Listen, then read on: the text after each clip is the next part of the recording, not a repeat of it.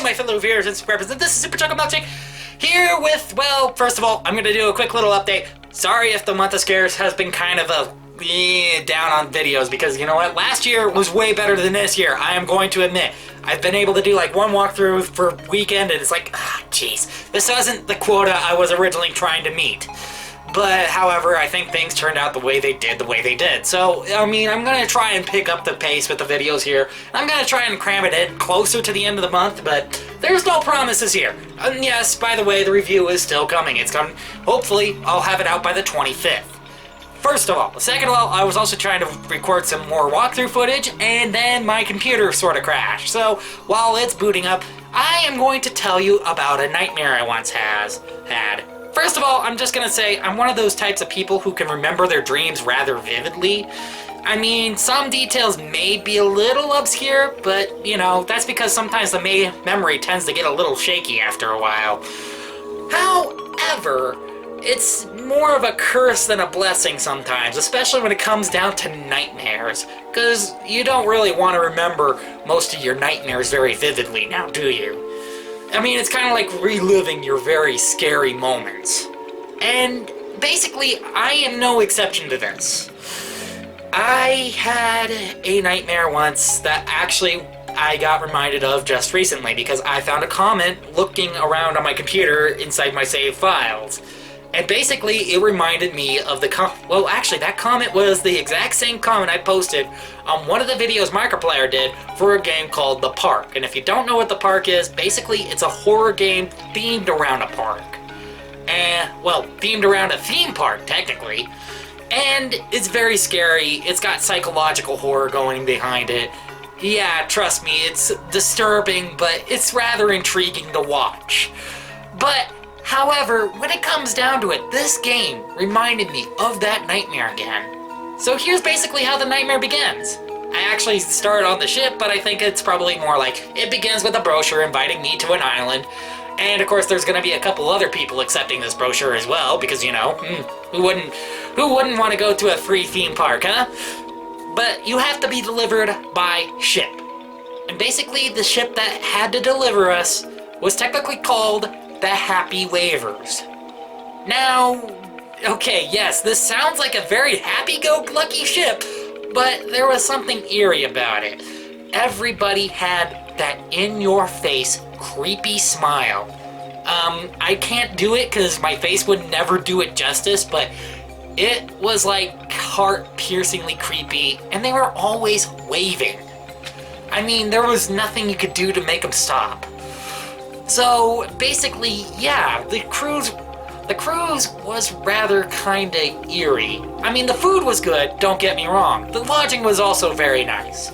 But, however, there were just some things that didn't seem right with that ship. I mean, they gave us very vague details about the place, like, oh, it's just a happy place, it's just a fun place, it's just a place to relax, you know, and it's like, huh. Okay. Not what I was asking about, but okay. But anyway, like I said, we couldn't complain, the food was good, the lodging was good.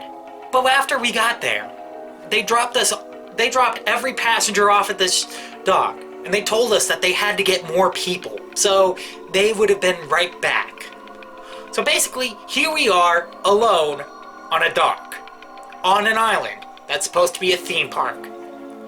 Well, being the natural, curious people that we are, we decided to go exploring, only to find the island completely void of life. None whatsoever. I mean, even the theme park rides themselves looked non-operational.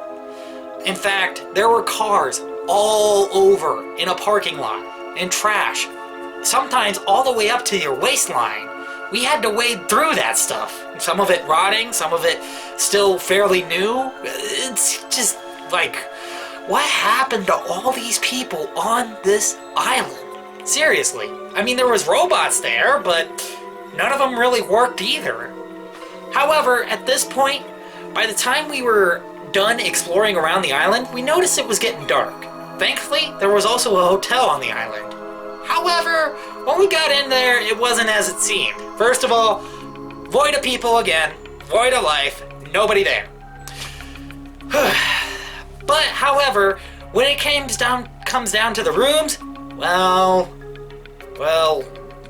let's just say they weren't in the best conditions. They smelled of rotting meat, there was paint peeling off the walls, the beds were all torn up, and the roofs looked like they were coming down. And we couldn't try the stairs because, well, they were completely wiped out, and the elevator just didn't seem to work. So we stayed out in the lobby, which also was ironically nice. I don't know why. Why on earth is one certain area nice, but the other area just kinda grotesque and creepy? I mean, there is something off here. So, noticing that there was something off, there were just some of us that stayed up to keep the night watch. And of course, waking up the other people periodically so that they can keep the night watch next, and then then I can keep the night watch next, and then they can keep whoever else is next to keep the night watch, so on and so forth. Yeah, you get the picture. I'm not gonna go elaborate on it any further. Stupid speech impediment. Anyway, outside of that little humorous moment, this is kind of when the creepy things start happening. And also, a little bit of listener discretion advised if you're just clicked out of this and you're listening into it. It will get kind of gory. So, basically, during that night, one of the night watchmen took a look and noticed that the elevator started working again. I mean, if it wasn't for him, we wouldn't have gotten out of the hotel in time. Because as soon as it opened, there was this big flood of blood. It spread almost all over the island.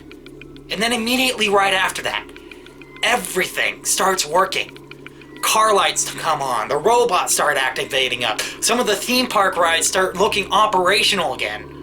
It was like we got transported back in time, and we couldn't quite figure out why. So we did get information from one of the robots. Basically, he told us the name of the park, which I can't remember. Sorry, names is kind of my curse too. I can't remember them for the life of me. But the next thing he did, after we asked him about where are all the people, he started lashing out on us. His eyes grew red, teeth gnashing. I mean, it was like he all of a sudden developed claws that were 5 feet long. And then every robot started doing that. I mean, just every robot started chasing everybody down. We had to get away. And guess what? I somehow managed to land on a roller coaster trying to get away from one of those things. Well, me and several other people. However, the most scariest part about that roller coaster, the next thing I see is like this big old thing landing on top of the roller coaster with, well, geez, what do you call those things? I mean, they're like those meat gnashing things whenever you see it like in a very tense moment inside a game, or like whenever it's like the very tense moment inside the movie when they're trying to get away from the meat grind. Oh, the meat grinder. That's what it was. That's what it would be called. I see like this big old meat grinder at the end of the roller coaster.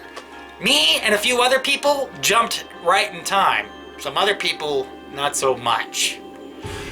However, this is sort of when my dream ends. After most of the people who didn't survive got ground up into a million bloody, gritty pieces. Yes, it even makes my stomach turn thinking about it. And yes, I did have a soft landing, but if I were to be completely honest, it wasn't like pillows that I was landing on. Like I said, this is when I woke up, sadly. This is when I just went like, whoa, and just woke myself up out of my nightmare. I don't know why this happens, but sometimes it does when I wake up from a nightmare all sporadically. Like, the weirdest part is, I am actually kind of interested to continue it. I mean, the storytelling part of me just wants me to go on and on with it.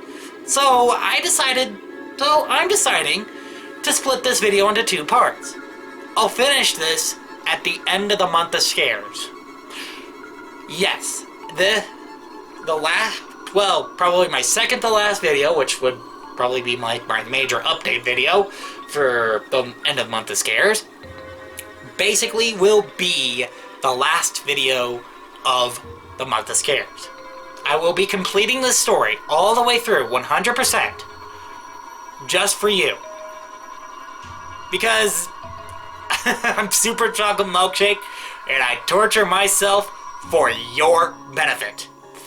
So anyway, if you like that, please hit that like button and subscribe. Don't forget to comment. And well, I guess if you disliked it, it's okay if you hit that dislike button too. I guess I'm indifferent about it. But, however, yes, like I said, and I guess that's all I gotta say. This is Super Chocolate Milkshake, signing off.